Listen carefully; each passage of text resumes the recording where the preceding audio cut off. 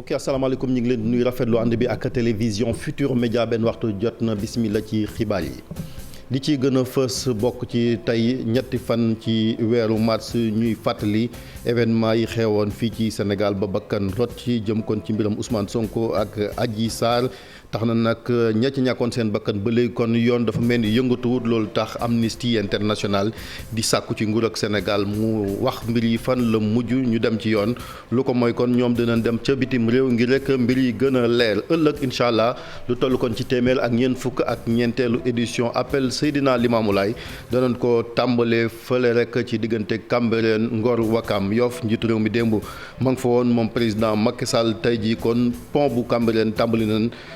rek da ca dem ak dikk kon jëm ci oto yi muy ngëneel ci képp koo xamante ni kon yaa nga foofu di leen ci ànd ak 10 après la am ci gan muy Madieye Ndiaye moom mooy maire bu Ngor ku ne Ngor nag sa xel dem kon ci xutt bi ëllëg ci ngoon taalibe yi di leen fi teew ñoom it waxtaan am seen diggante ak kilifa diine yi fële ca Ndar moom wàllu soble si la mu yàqoo bari na ba tax na rek wàllu transformation daal bëgg nañ koo def su ko defee soble dootul fi nëbëti di yàqu ci Sénégal daan ci ànd ak Ousseynou Diop les bonnes feuilles de la rédaction ni leen koy amalee ci wàllu aada ak cosaan rawatina mbiram bindam téere tey jii Ibou Diouf daje ak maître Serigne Amadou Mbeng moom nag dafa bindam téere tuddee ko je parle en public di xamle rek naka lan war a waxee ci mbooloo ku ko yër kon dana la mën a rek dimbali ci wàllu xabaar tàggat yaram yi ñu ànd ci ak Cheikh Tidiane Diaw.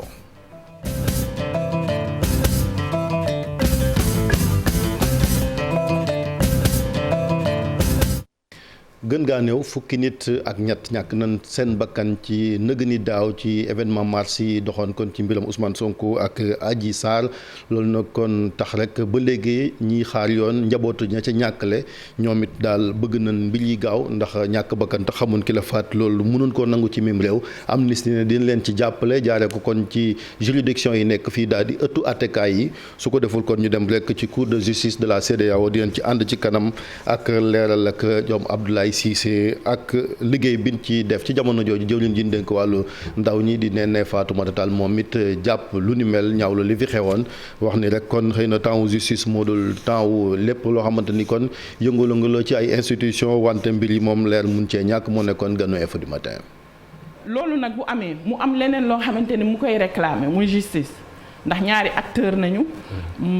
kenn ki dégg nañ ko muy wax ni na yoon def liggéeyam.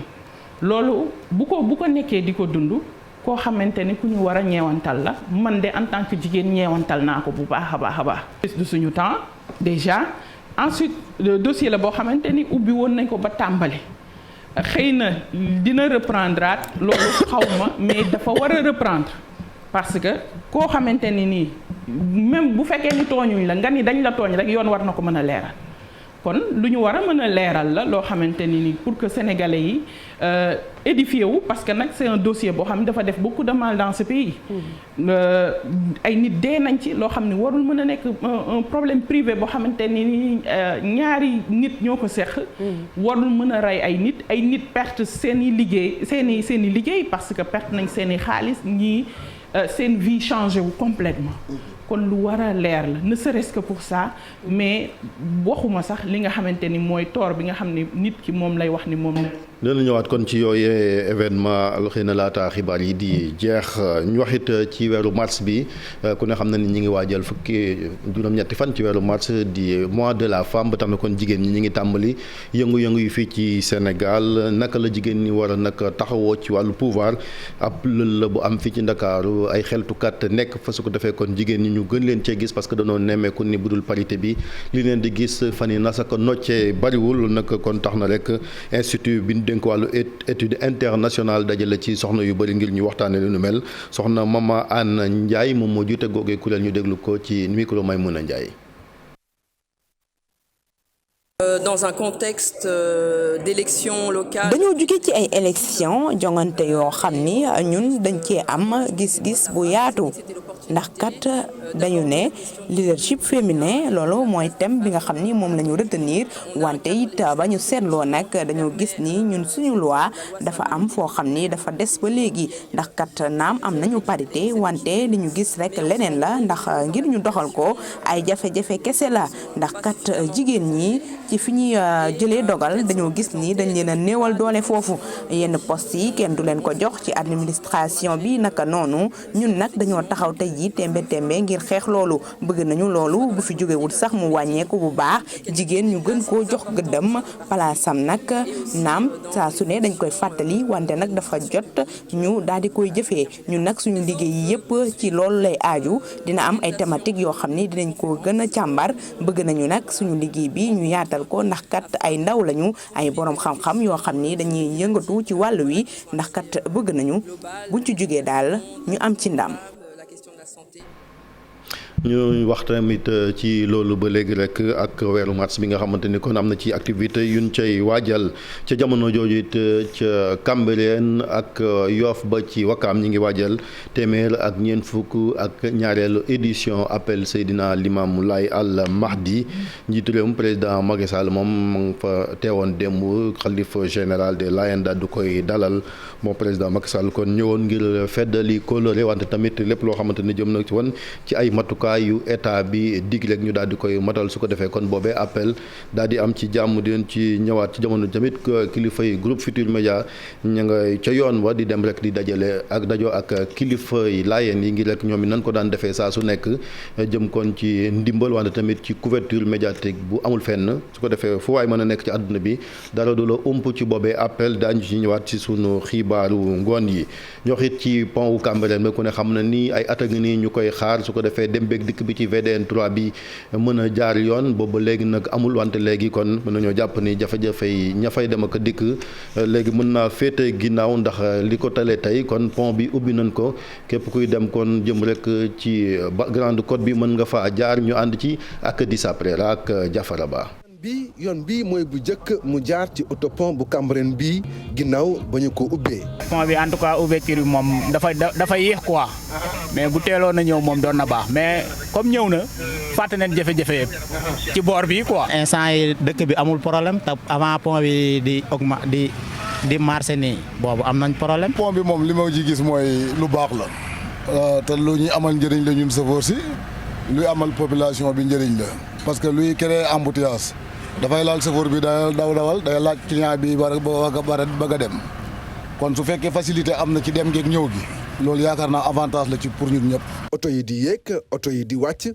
automobiliste yi di rafetlu bu baax ubbi teg pont bi ndax gis nañu ne dina wàññi bu baax embouteillage yi nga xam ne dafa daan am. bon comme embouteillage bi doon am fii rek parce que man Pikine laa jógee ma dégg ñu ne ubbi na ma ne xaaral ma jaare fii découvrir ba xam ndax ubbi na wala déet mais nice. ça va daal fi mu ne nii. non man Cambérène laa dëkk quoi mais tout le temps pour des fois pour ñu mën a dugg ak sañu oto yi Cambérène sax problème la te tey danoo génn normal amuñu benn problème macha allah moom nice quoi. macha allah dëgg yàlla parce que dinañu permettre ñu mun a am accès Yoff facilement ñun Yoff Layène lañ jëm ñu ngi ci préparation appel bi donc yëmbal nañ jóge nii di dem Yoff mais même pas 10 minutes lañ quitté donc macha allah daal kontaan nañ trop. autopont bu Cambérène defar gi moo ngi tàmbali woon le 7 novembre 2021 ginnaaw fukki weer ak lu tekk ci wàllu liggéey bi tey automobiliste yi di rafetlu bu baax ak ubbiteem.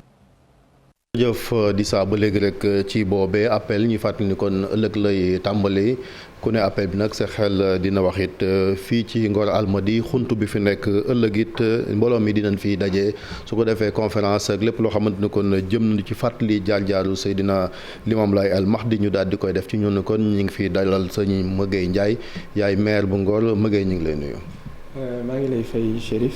di nuyu mbooleem téléspectateur Télé Futurs Médias ak di nuyu également mbooleem yi ñuy seetaan ci réew mi ak ci bitim réew. ñëw annoncé nga la couleur ak sa yére bu weex bi nga sol pour waajal appel bi. waaw Chérif xam nga appel effectivement ku tudd appel tudd Seydina Limamou Mahdi Muntazar te ku ko tudd itam tudd communauté Layène bi nga xam ne dañ leen xamee lu weex muy symbole de la paix muy symbole du jàmm mais également muy symbole ouverture.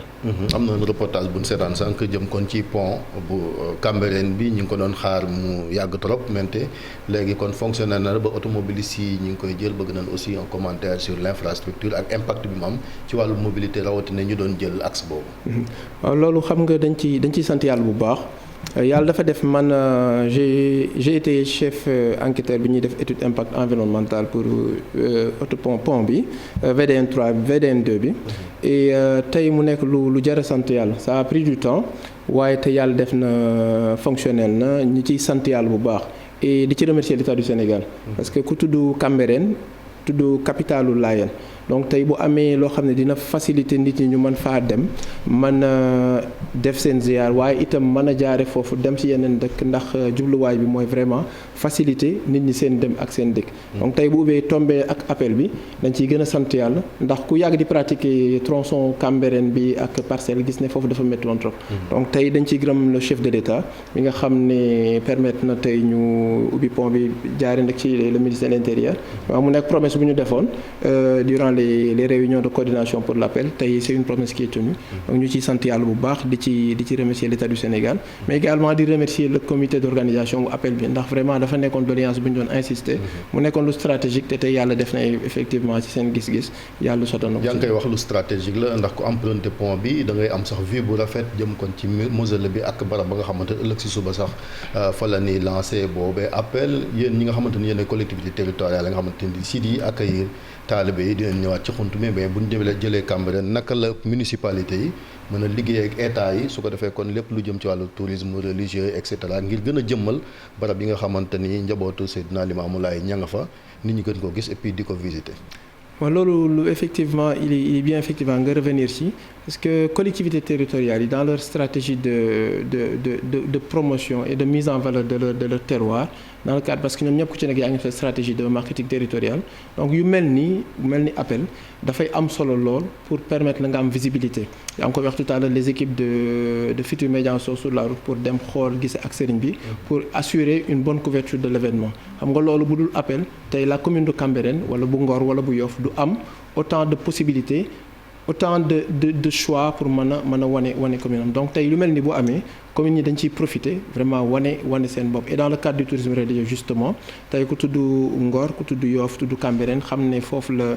appel bi di amee mën nga ci yokk sax nga jega ba Yëmbal xam ne yooyu yëpp c'est des villages Layène am ay sites Layène te dans le cadre du tourisme religieux ça peut permettre effectivement de définir un circuit xam ne nit mën na jóge ci àdduna bi pour xam Layène pour xam communauté bi ak seen histoire. mais loolu seen cër la mëgay c'est vrai que ñu ngi lay doog a fal yaa ngi doog a toog mais xanaa ci seeni programme suura la ngeen loolu bu ko defee mbir yi nit ñi gën a am intérêt si wàllu woowu surtout bu fekkente ne da nga jóge bitim réew. mais effectivement loolu suñu responsabilité la en tant que maire mais également c'est une occasion man je suis de l'agence sénégalaise de promotion touristique donc bokk na ci loo xam ne voilà en plus donc bokk na ci loo xam ne effectivement dañ ci nam sukkandiku bu baax ngir jaay suñu dëkk wane suñu dëkk ngir attractivité terroir yi donc loolu projet yu am solo la tey bokk na ci éléments yi nga xam ne moom lañu nar a njëkk a mettre en avant donc appel bi fi mu ñëwee dafa baax ndax bu fekkee ñun loolu dafa nekkoon mbébét bu ñu yàgg am te yàlla def ñu nekk ci bopp mairie bi appel di ñëw nekk premier événement bu ñuy fekkee donc incha allah dinañ ci profiter au maximum wane suñu commune wane suñu cosaan ak suñu aada mais également wane diine bi nga xam ne moo nekk Sénégal suñu facteur te loolu dama ciy profiter di souhaiter un saint temps de carême à toute la communauté chrétienne du Sénégal mais également de la communauté chrétienne de la commune de Ngor wane ne diine wax dëgg yàlla suñu soubassement la c'est cohabitation sociale bi ñu am religieuse bi c'est un avantage absolu qu'on a sur donc lu ñuy wane la appel nag occasion la communauté Layène ku leen xam leen ci dajale xam leen ci boole xam leen ci lu rafet donc incha allah on va en profiter pour vraiment promouvoir. am na partie bu la concerné ci appel bi maa koy wax sànq mooy ëllëg si ngoon incha allah xunt bi fii ci almadi bi taalibe yi di leen fi ñëwaat kilifa dina yi la même chose si seen wàll ban disposition ngeen jël pour mbir yi jaar yoon. waaw pour lu jëm ci wàllu Ngor xam ne demain matin bi mooy Cambérène après-midi bi mooy Ngor toutes les dispositions nécessaires pour le bon déroulement de l'appel en tout cas dans la commune sont prises et yàgg nañ ci di ci dox di ci wax donc démb rek lañ mujjëwaat sur site pour revoir vraiment les derniers réglages avec le comité local d'organisation bi nga xam ne c'est composé du daïra Layène de Ngor le jaraaf les imams et les autorités administratives bu Ngor donc dem nañ fa dem pour defaat visite de terrain pour les derniers réglages donc en ce qui concerne en tout cas Ngor tout est pris en compte xalaat nañ ci et encore une fois effectivement di remercier également le comité d'organisation. On a eu une visite il y a 2 semaines avec le préfet de Dakar, madame la sous-préfète des Almadies ak comité d'organisation bi pour xool les engagements que l'État avait pris en tout cas lu jëm ci appel bi concerne Ngor notamment la route USAID et Ngor village xam ne c'était une demande bu yàgg bu comité local bi defoon parce que appel bu doon jeex Ngor nit ñi pour ñu dellu dafa doon métti trop. Il y avait des embouteillages stationnement sax day am des fois ak espace boo xamante ni oto yi dañ fa mën a gaare ak yooyu est-ce que dans les perspectives yéen a ngi ciy bàyyi xel. Pour le moment on a identifié des zones yoo xam ne dina permettre nit yi ñu mën a stationner pendant toute l'après-midi mais également dans l'avenir effectivement nous prévoyons d'identifier des parkings permanents xam ne appel même au-delà de l'appel parce qu'on a constaté que dans la zone Almadies il y a un réel souci de stationnement donc c'est pris en compte dans nos projets dans nos perspectives aménager des zones de stationnement les collaborations bi naka la demee ak comité d'organisation bi en tant que autorité locale. waaw collaboration bi ça se passe très bien et ça s'est toujours très bien passé xam nga Ngor la chance bi ñu am mooy Ngor dëkk la bu spécifique benn tarixa bu nekk bu amee xew-xew yeneen tarixa yëpp dañuy jóg jàppale ko donc loolu c'est de coutume foofu donc communauté Layène bi fa nekk itam depuis appel bi mu njëkk en 1983 ba tey lu ñu yëkki rek dañ ciy àndandoo ak village de Ngor bi yëpp et en 96 également bi ñu établir les communes donc le maire moom dafa fekk loolu de coutume moom tam dafa ñëw dugg ci loolu donc boobu ba tey loolu moo fi nekk donc ñun également on s'est aligné sur ça di leen jàppale di waxtaan ak ñoom di xool lan mooy seen ay soxla loo xam ne lu maire bi mën a taxaw léegi la ñu taxaw ci xool seen ay soxla yoo xam ne newul ci sunu prérogative ñu ànd ak ñoom seeti ko man mu defal leen ko mais jusque là vraiment ça se passe très bien li nga xam ne moom lañ diggee woon devant le ministre de l'Intérieur en tant que collectivité et démembrement de l'État mooy accompagner leen ça a été fait taxaw nañ leen te dañuy ñaan yàlla suñu borom gën ñu kattanal ba at yi ñëw ñu gën ko mën def ndax ren rek dafa xat diggante installation bi prise de service yi ak appel bi dafa xat waaye incha allah on le souhaite les années à venir ñu gën leen mën a accompagner gën ci échanger ak ñoom et impliquer également toutes les entreprises qui sont dans la zone voilà c'est loolu aussi tam suñu mbébét la fexe ba au-delà de la commune le comité local dañ leen di également mettre en rapport avec toutes les entreprises de la zone ñoom itam ñu mën ci dugal seen ñu ñëwaat également ci li nga xamante mooy appel bi parce que ñaari at a ngi nii amul Covid bi moom moo taxoon 2 ans talibé namoon nañ ko lan nga jàpp ni tey moo war a nekk innovation yi ci wàllu organisation su ko defee ñu on renoue quand même avec l'événement. waaw loolu xam naa avant de répondre à la question da nga may permettre rek ma remercier toute la communauté Layène parce que xam nga réew day am fu muy toll. dafay laaj vraiment kenn ku nekk investissement kenn ku nekk donc appel la dernière année bi ñu koy reporté c'était à quelques jours donc ñu am benn cas boo xam ne bu confirmé la nekk dans la zone des Almadies donc il était vraiment important de prendre une décision et loolu vraiment comité d'organisation bi vraiment ay à sa tête Seydina Issa Laye le fils aîné de Seydina El Hadji Abdoulaye Thiaw khalife général donc à sa tête vraiment ils ont pris leur courage à deux mains pour dire que ne li gënoon mooy ne itam ñu fexe ba reporter lii ndax li xew ci réew mi ma su fay xew te li muy def ci àdduna mi yàq donc bi mu ko jëlee décision boobu ànd ci ak comité d'organisation bi vraiment toute la communauté Layène s'est rangée derrière lui pour dire waaw donc loolu dañ ciy sant vraiment communauté Layène ndax amaana bu ñu defoon appel at boobu peut-être conséquences yi mënoon naa mooy sens de responsabilité voilà et donc loolu comme yàlla def na amul année boobu année bi ci topp itam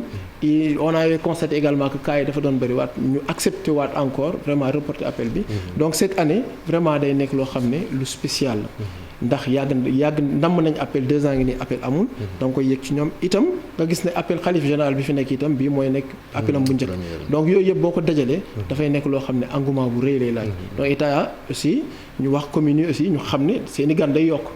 donc seen responsabilité day yokk ndax loo xam ne rek da doon bëri nit en normal donc bu ñu toogee ñaari at defuñu ko nit ñi nam ma gisee nam ma daje ak contexte bi nga xam ne xalif bi noppalu yàggul am beneen xalif bu fi nekk tey ñi ñaan suñu borom dool di ko wér ak fan gudd donc tey da nga ciy santé engouement innovation nag cette année li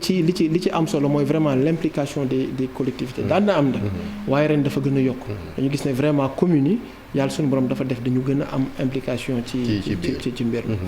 une dernière question jëm ci xunt bi comme fi la leen dajee ëllëg ci ngoon te yaa war a daje gan yi sens bi aussi di ko rappeler lu am solo la importance parti boobu nekk fii si suñu ginnaaw.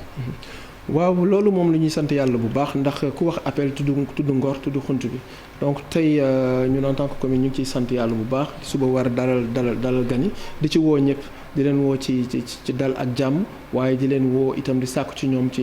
ñu ñaan pour réew mi ñaan pour dëkk bi waaye ñaan pour àdduna bi yëpp ñaan suñu borom def jàmm ci àdduna bi yëpp donc suba incha allah matin bi Cambérène la après midi bi mooy nekk Ngor ñu ciy sant yàlla nag ñu ciy sant yàlla bu baax di en tant que commune di woo suñu mbokk maire yeneen communes yi notamment Yoff ak Cambérène ak la commune de Ouakam xam ne c'est une commune voisine di leen woo ngir ñu ànd ñun ñëpp teeru gan yi ndax gan yi nag bu ñu ñëwee ganu Sowu Jant yëpp la donc ñu ngi leen di teeru mais notamment itam di ci invité les kilifa groupe Futur Média xam ne nag ay la yowén moom yéenay dalal gan yi ànd ci ak maire donc ñu ci invité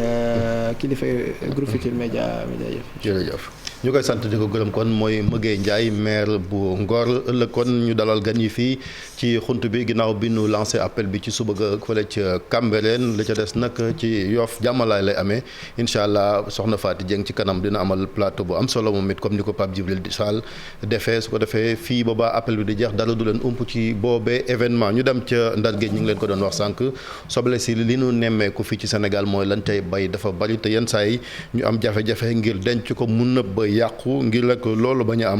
am na ay kilifa ki kuréel yu jóg ñu financé leen rek jëm ci li nga xamante ni kon dinañ mën a kon transformer soble bi def ko leneen loo xamante ni kon nit ñi dinañ ko mën a jëfandikoo ñu ànd ci ak Ousseynou Diop ak Habib Seck.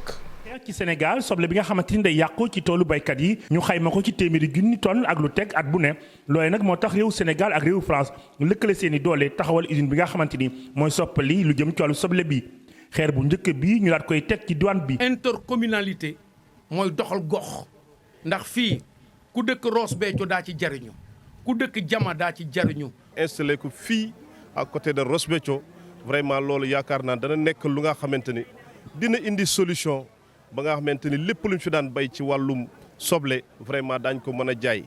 lii dina tax ñu mën a xettali baykatu soble yi la ñuy soppar ñi nag ñu mën ko yóbbu ca bitim réew mën a concurrencer yeneen réew yi. première existe en surabondance dina mën a xettali ñi nga xamante ñooy baykat yi ci atum 1970 bi mu fiy ñëw Sénégal 1500 tonnes kott la doon bay léegi ñu ngi bay ci ñeenti téeméeri junni ci ay tonnes la ñuy yàqule nag toll na ci téeméeri junni ak juróom fukki junni tonnes. au moins 150 000 sont malheureusement perdus. usine bii dina jàppale baykat yi ne ci vallée bu fleuve Sénégal ngir ñu mën a def concurrence nag ci li nga xamante ni mooy mbayum soble bi. ci kàddu gouverneur bu Ndar vallée bu fleuve Sénégal meññeental yi nga xamante ni am na ko dafa bare moo tax nag investisseurs yi dañ ci war a ñëw ngir mën a soqali gox bi. mais le potentiel. région bu Saint-Louis potentialité yi moom dafa bare moo tax nag dañu war a ubbeeku ngir ñëpp mën a ñëw ñu mën a soqali gox bi investisseurs yi talal na leen suñu loxo ngir wàllu mbay mi ñu gën ko mën a soqali. pour qu'ils viennent rapidement travailler parce que le potentiel est là. usine bii la ñu njëkk samp ci Afrique muy soppali lu jëm ci wàllu ko lii di soble bi dina may producteurs yi nekk ci vallée bu fleuve Sénégal ñu mën a nokki ndax at bu jot dañ daan sonn lool. ñu wax ci càccum jur gi nemmeeku nañ ko fële ca Balantacounda képp ku fa dëkk jëm kon ca boobee région Sédhiou ñoom nag tax na rek ñii ñu daal di koy ñaawlu loolu nag ngir xeex ko ku ne xam na ni am na ay daan yoo xamante ni nguur ak Sénégal mi ngi ko ci doon jël ba tax na lépp lu jëm kon ci tournoi de la paix ak tamit lépp lu indi jàmm ak xeex boobee phénomène ñu daal di ci jublu foofa ca Balantacounda ñu ànd ci ak Bakary Konté Khali Diamé. sàccum jur dafa am doole loolu fii ci frontière diggante Guinée-Bissau ak Balantacounda at bu nekk nag dina am ay gët lëmb yoo xamante ne dañ ko daal di sàcc di ko dugal ci Guinée-Bissau loolu moo waral nag mu bëri xuloo ak ŋaayo entre population yi dëkk ci Guinée-Bissau ak si Sénégal loolu nag nekk loo xamante ne askan bi ñi koy ñaawlu bu baax Mfalli Sadio nekk porte-parole ndaw sénégalais yi. parce que ñu organiser pour na bi pour maintenir pour ñu am jàmm si frontière quoi pour ñu am jàmm frontière parce que ñaari ndëkk yi auparavant y avait da amoon jafe-jafe quoi parce que vol de bétail mooy sàcc quoi mooy problème quoi léegi moom ay jeunesse yëpp ñooy engagé jeunesse jidaay yëpp ñoo engagé pour arrêter ay vol de bétail ay sàcc yi. pour nag daal di xeex conflit yooyu yoo xamante ne mu ngi nekk ci ñaar peuple yi loolu moo waral ñi daal di organiser benn tournoi de la paix si jidaay ji Jambacounda ci Guinée-Bissau Abdou Aziz Diatta mooy représentant Amnesty International. amoon nañu temps xeex bi amoon na ci doole trop yokk si itam sàcc njur ji ci liggéey boobu la ñu nekk léegi bu ñu contacter pour ñu xam ne ni ñaari dëkk yi vraiment dañu jàppalante pour jàmm sax si suñu zone ñun Amnesty hésité wuñu pour ñu jàppale leen vraiment parce que loolu mooy suñu yitte les droits humains pour que ku nekk vraiment fu mu yeewu mu am fa jàmm. Ibrahima Diallo nekk député Bissau guinéen moom nag bëgg ñi daal di créer benn commission mixte pour nag xeex mbir mi. Il y a beaucoup de préoccupations des voleurs dans les. bëri woon na loolu problème sàccum jur ci frontière bi ba tax na sax ñun dañ ko doon waxtaanee ci assemblée nationale ñu bëgg nag ñi créer benn commission mixte ci frontière bi pour nag xeex lépp loo xamante ne sàccum jur la ndaxte sàcc alal jàmbur loolu baaxul. Ça c'est pas bon. Amnesty International armée sénégalaise ak armée Guinée-Bissau ñoom nag ñi ne dinañ daal di accompagner ndaw yi ci initiative bi pour nag jàmm mën a dellusi ci gox bi. Les bonnes feuilles de la rédaction tey alxames ñu jagleel ko téere bi maître Amadou Mbeng Serigne Amadou Mbeng daal di génne mi ngi ko tuddee je parle en public avec aisance maanaam wax ci mbooloo te doo tiit doo lox loolu nag mën naa nekk su fekkente ni kon xam nga fooy jaarawatina ci wàllu tàggat muy technique oratoire loolu nag kon taxañ na ko ci benn téere ñu ànd ci ak Ibou Diouf ak Ablaye Diallo ak Gervais Yaw. téere bi ñu jagleel ko ñi nga xamante ne dañuy faral di wax ci mbooloo lañ ci jublu nag mooy fexe ba ñooñee duñuy faral di jum lu bëri te itam li ñuy wax askan biñ ko jagleel mën ko jëfandikoo ni mu waree. ci téere bi dañuy tuddee benn chapitre l'auditoire maanaam mooy mbooloo mi ñi ngay jàkkaarloo di wax ak ñoom ñooñu nag war nga xool seen ay attentes lan la ñuy xaar sa kàddu ndaxte sa kàddu war na am njëriñ ci ñoom. mbooloo rek wax pour wax li ngay wax nag war na mun a andi njëriñ. ci bile téere maître Serigne Amadou Mbeng jagleel na nag ñi nga xamante ne ñoo ko liir ay jumtuwaay yoo xamante ne ku ko jëfandikoo sa kàllaama mën na gën a leer. ay tettal yoo xam ne ci wàllu ni ngay defaree sa baat ay tettal ci booy waxtaal ni ngay mun a waxee ba kii lay déglu bi dina ko neex et puis dina ko mun a comprendre. xeetu téere bii nag ñu ne ab essai la bu ñu jagleel ñëpp ñi nga xamante ne dañuy faral di wax ci mbooloo loolee mën na leen jàppale ci seeni ay yëngu-yëngu. kaddu dafa am solo. ndaxte boo ko xasee génnee rek moomatuloo ko wala moom te li nga xasee génnee nag nit ñi ñooy xool ñoom liñ ciy def ak ni ñu koy jàppee ak ni ñu koy jëlee moo tax balaa ngay génnee ay kaddu. war nga xool bu baax a baax li ngay wax. mu bëri ay xeet ak yeneen jumtuwaay ñu dëxëñ ci bile téere ñooñu nag am na sax ñum ci lim ne jëfandikoo nañ li ni mel ngir seen tur yegg fu sori. Thémosthène dafa dëroon waaye ci ay liggéey rek liggéeyam dem na ba nekk ci ñi gën a mun a wax ci Grèce antique boo jëlee ki nga xam ne moo ko maanaam disciple la muy Cicéron tam. dem na ba nekk au consulat romain maanaam fi gën a kawe ci Rome te loolu nag di ko may rek du dara lu dul mun a waxam. maître Serigne Amadou Mbeng ci bile téere seetlu na ne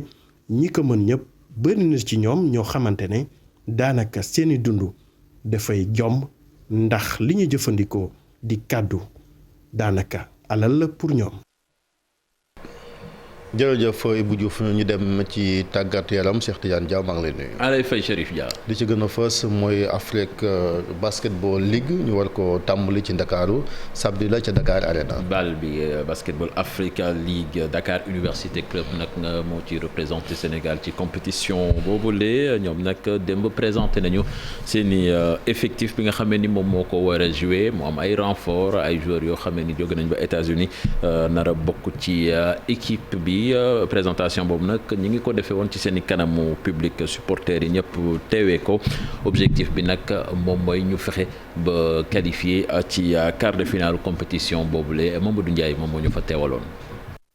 DUC di Dakar Université Club ci wàllu góor ñi ñoom ñooy club bi war a représenter Sénégal ci basket Africa League bi am fii ci Ndakaaru ci la diggante le 5 mars. ba le 15 mars waa Dakar Université Club démb ca université ci seen terrain basket bi amal nañu présentation effectif maanaam joueurs yi nga xamante ne ñoo fas yéene bokk ci bal bi lenn lu ci yees mooy ñeenti joueurs yoo xamante ne yu yees lañu ñëw nañu renforcer équipe bi. xool nañ équipe bi xool nañ seen at n'empêche ñoom def nañ ay recrues ñoom aussi mais on a squatté l'équipe pour voir que. li nga xam ne fan la ñu mën a jaar pour mën a remporter match bi quoi incha allah. léegi daal dañu ñëwoon fii pour rencontrer leen gis équipe bi je pense ñu présenter équipe bi supporters yi mais lu ñuy ñaan supporters yi ñëw Dakar Arena en masse pour supporter seen équipe. supporters yi tamit desuñu ginnaaw ñoom tamit amal nañu mobilisation bu am solo li ci yees rek moo di ñoom lépp dañ leen ko defal gratuite ngir rek ñu gën a mën a dem fële ca Dakar Arena ngir rek pousser seen club bii di waa DUC. di Dakar Université Club. loolu yëpp doo si génne benn dërëm ticket bi tamit doo si génne benn dërëm t-shirt bi ngay sol tamit doo si génne benn dërëm restauration bi maanaam li nga xam ne yëpp dañ ko fay soxla si wàllu xéewal yi aussi doo si génne benn dërëm donc vraiment dañuy ñëw rek toog supporter suñu équipe loolu rek lañ leen laaj quoi. waaye tamit seen objectif fésal nañ ko ndaxte nee nañu bëgg fexe bokk ci juróom-ñetti équipe yu gën a fés ci Afrique ci basket Africa League bi am ci diggante 5 ba le 15 mars fële ca Dakar Arena. voilà Mamadou Ndiaye comme ni nga ko waxee samedi lay commencé jeex le 15 mars foofu ca Dakar Arena ñu wax ci wàllu football fële ca Tugal ak affiche finale Coupe de France bi nar a dox ci diggante Football Club de Nantes ak OGC Nice Nantes nag démb la qualifié ginnaaw bi mu toogee ñaar fukki at ak ñaar demul qualifié wu le finale Coupe de France bu mujj bi moom ak kale la woon moom nag Monaco la éliminé à l'issue de la séance de tir au but maanaam série de penalty la ñu dem mu éliminé ko mu andi mbégte bu rëy ci supporteru équipe nag ba ñu mujj envahir terrain bi foofu ca Beaujoire Chérif ñu jeexale ko ci crise bi nga xamee ni moo am fële ca Russie ci diggante Russie ak Ukraine loolu nag conséquences yi ma nga wëy ba léegi ci wàllu sport ndaxte athlète russe ak biélorusse yi nag xam ne day jàppale Russie ci conflit boobu ñoom dañu leen dàq ci Jeux paralympiques yi nga xamee ni dina tijji ëllëg fële ca Pékin bu njëkk ba dañoo waxoon ni que dañ leen di bàyyi ñu compétir ci bannière bu neutre maanaam duñu andi seen i drapeau réew waaye finalement IPC comité international paralympique daal dafa mujj changer doxalin ni dañu leen di dàq ci compétition boobu duñu fa bokk benn yoon. Diana Diaw mbokk yi li gën a fës yaan kaay ñu ànd ci Alaaji Assane Gueye.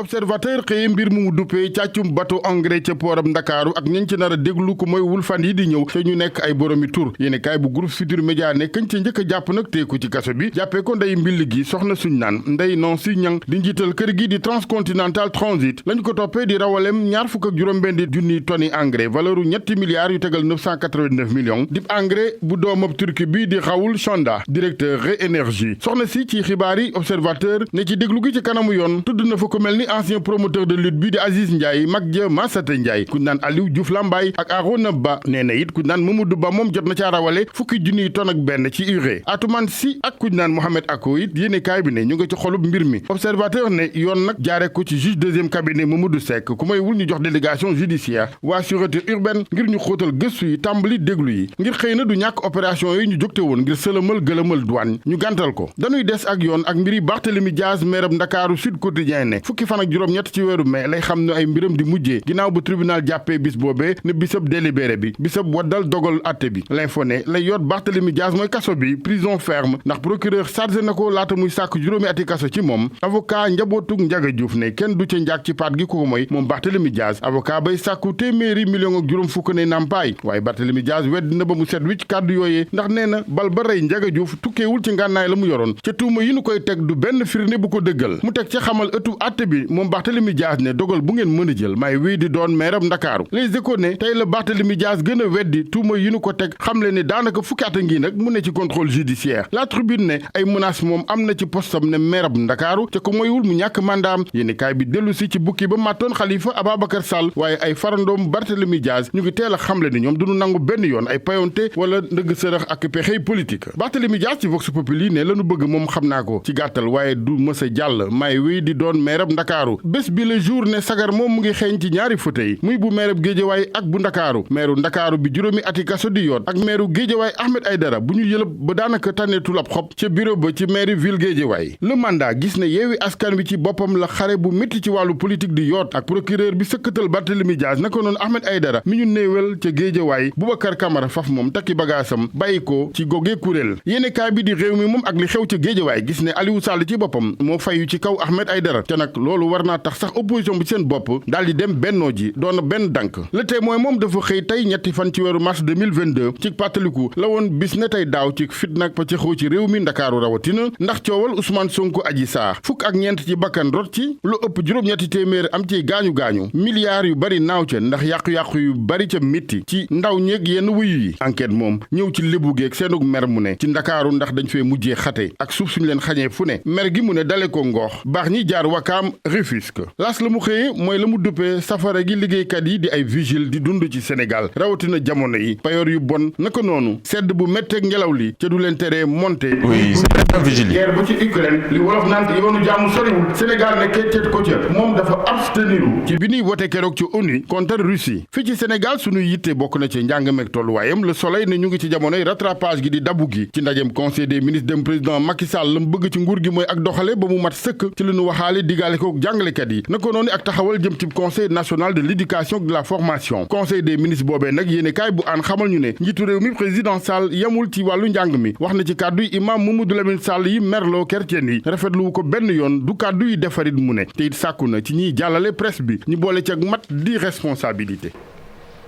jërëjëf Alaaji Assane Gueye mbokk yéen it jërë ngeen jëf ci ànd bi ak télévision Futurs Médias ñu bàyyi leen ak Mamadou Ndiaye mu weegeen seen émission li ci internet bi Ndiaye ñu ngi lay nuyu. maa ngi lay fay Chérif di nuyu téléspectateurs yeeg internet yi ñuy xaar ci kanam. bu baax ni ko jeexalee rek bi tey da nga koy méngaleeg jamono. waaw tey de moom dañuy waxtaanee 142e. appel bu Seydina Limamou déjà ñoom ñi nga xamante ni ñooy waa communauté Layène bi am nañ présence lool ci réseaux sociaux yi ak Layène digital. loolu lu am solo la. ci kanam incha allah di nga ko yaatal. waaw ci kanam di yaatal. boo paree tamit ñoom Fatou Dieng dinañ wéyal rek jëm kon ci événement yeeg lépp lu jëm ci actualité appel boobu ci ngoon lay doon ay plateaux spéciaux comme ni ko groupe Futurs Médias di defee at mu jot jërë ngeen jëf ñu bàyyi leen ak programme yi ngeen des ak Mamadou Ndiaye.